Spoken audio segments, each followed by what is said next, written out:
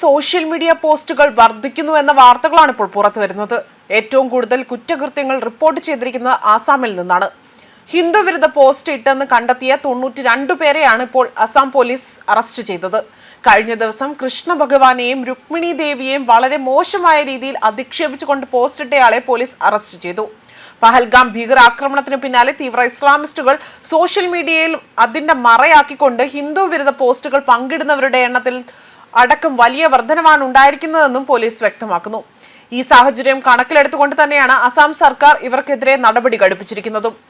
ഇവർ മതവിദ്വേഷം പ്രചരിപ്പിക്കാൻ ശ്രമം നടത്തിയതായും പോലീസ് കണ്ടെത്തുകയായിരുന്നു.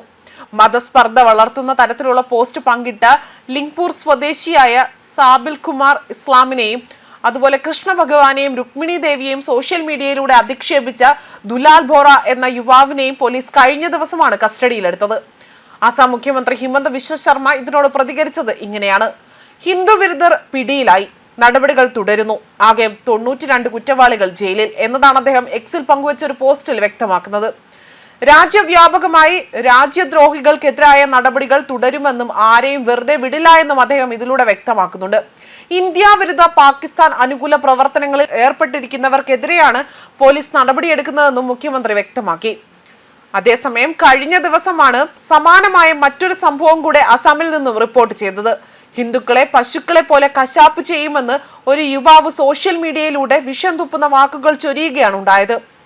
ഇയാൾക്കെതിരെ അസം പോലീസ് ഉടൻ തന്നെ നടപടിയെടുക്കുകയും അറസ്റ്റ് ചെയ്യുകയും ചെയ്തു.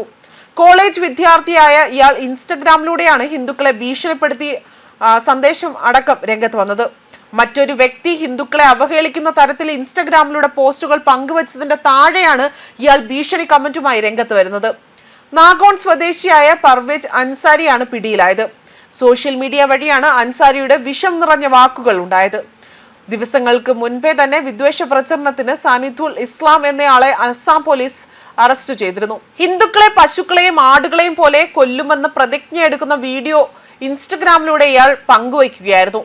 ഈ പോസ്റ്റിന് താഴെയാണ് പർവേജ് അൻസാരി കമന്റ് രേഖപ്പെടുത്തിയിരിക്കുന്നത്. അൻസാരിയെ പിടികൂടിയ വിവരം നാഗോൺ പോലീസാണ് പുറത്തുവിട്ടതും പ്രതിയുടെ ചിത്രവും പോലീസ് പങ്കിടുകയും ചെയ്തു. അതുപോലെ ഹിന്ദു ദേവതകളായ ദുർഗയെയും കാളിയെയും നഗ്ന എന്ന് വിളിച്ചുകൊണ്ട് അധിക്ഷേപിച്ച ഹബീബ എന്ന സ്ത്രീയെ അടക്കമായിരുന്നു അസം പോലീസ് കഴിഞ്ഞ ദിവസം അറസ്റ്റ് ചെയ്തത്. അതേസമയം ഇത്തരത്തിൽ നിരവധി കേസുകൾ ഇതിനോടകം തന്നെ രജിസ്റ്റർ ചെയ്യുന്നുണ്ട്. കൂടുതൽ ക്രൂരതകൾ അനുഭവിക്കുന്നത് ബംഗ്ലാദേശിലെ ഹിന്ദുക്കളാണ് എന്നടക്കം വാർത്തകൾ പ്രചരിക്കുന്നുണ്ടായിരുന്നു.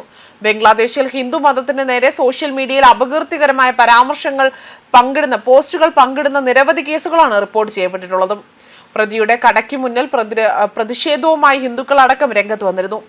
ഇതിനെതിരെ പ്രതികരിച്ച ഹിന്ദുക്കൾക്ക് നേരെ സുരക്ഷാ ഉദ്യോഗസ്ഥർ ആക്രമണം അഴിച്ചുവിടുകയും ചെയ്തു. ഹിന്ദുക്കൾക്കെതിരെ അധിക്ഷേപ പരാമർശം നടത്തിയതിനെതിരെ പ്രതിഷേധിച്ചവരെയായിരുന്നു സൈനിക ഉദ്യോഗസ്ഥർ അതിക്രൂരമായി തന്നെ പരിക്കേൽപ്പിച്ചതും.